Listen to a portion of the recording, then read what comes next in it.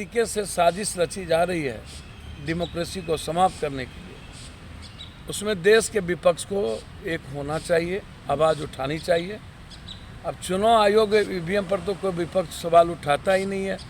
इतनी बड़ी घटनाक्रम है, फिर भी जवाब मुंहतोड़ मिलेगा। और निश्चित रूप से बिहार बंगाल की जनता देश को बचाने में अव्वल होंगे और देश बचेगा। तो जैसा न पीछे पाग, न आगे पगा, न कोई जमीन, न मतलब कोई लेना देना। ठीक है, अच्छी बातें हैं। यहाँ कुछ किसी से गठबंधन, कहीं कुछ से गठबंधन, अच्छी बात है। मुझे तो समझ में नहीं आता है। पहले बिहार में बिहारी एक कर लेना भैया। यहाँ तो पहले फुर्सतें नहीं है जात पात से, वहाँ बिहार बिहारी।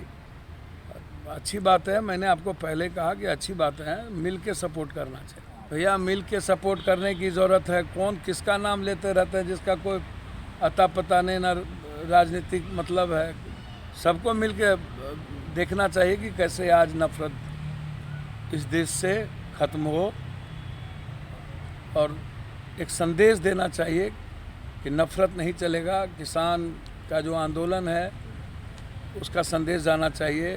बढ़ना पार्टी अलग अलग अपने अपनी तरह की राजनीति करते हैं। नेशनल पार्टी कांग्रेस है, हम लोग। और जो हालात हैं, जो परिस्थिति है अभी, राजनीति से ज़्यादा बेहतर है कि कैसे बंगाल चुनाव में नफरत खत्म हो। हमें ये तय करना पड़ेगा कि भारत को कैसे बचाया जाए। और इन परिस्थितियों में बंगाल में किसी भी परिस्थिति में बिना किसी सोचे समझे राजनीति के, बिना किसी स्वार्थ के, हमें यह देखना होगा कि वहाँ जो आज देश तोड़ने वाली जो परिस्थितियाँ हैं, समाज तोड़ने वाली जो परिस्थितियाँ, इंसानियत और मानवता जो खतरे में है। आज देश का लगभग हमें लगता है कि आने वाले समय में ये ना तय हो जाए कि हर व्यक्ति को महीना में 2 बार ब्लड देना पड़े। ब्लड देने की ना स्थिति पैदा, उसको भी बेचने की बात हो जाए। तेजस्वी यादव की तो ऐसी परिस्थितियों में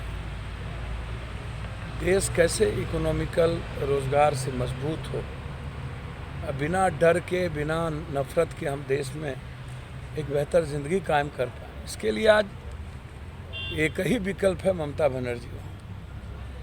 और हर पार्टी को चुनाव लड़ने का है,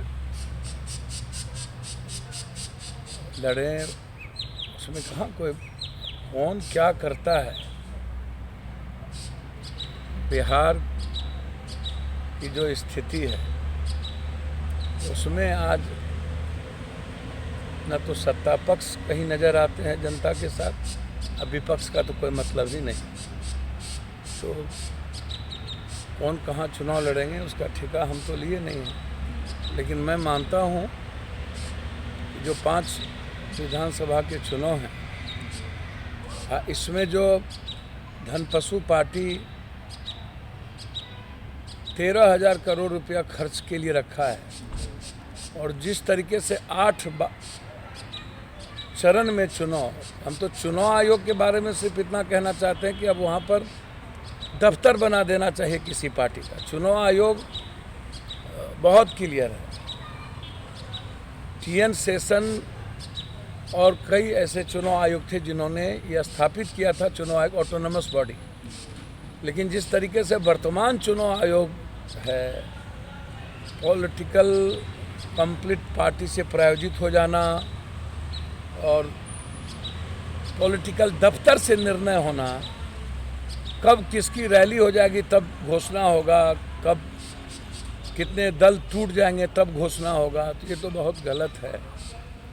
और चुनाव आयोग के बारे में साफ लिखना चाहिए। अब चुनाव आयोग जैसी संस्था पहले ही समाप्त हो चुकी है, और इस चुनाव में चुनाव आयोग ने और भी समाप्त कर दिया। बिहार भी उसी स्थिति में थे। तमिलनाडु का भी लगभग जनसंख्या वही है।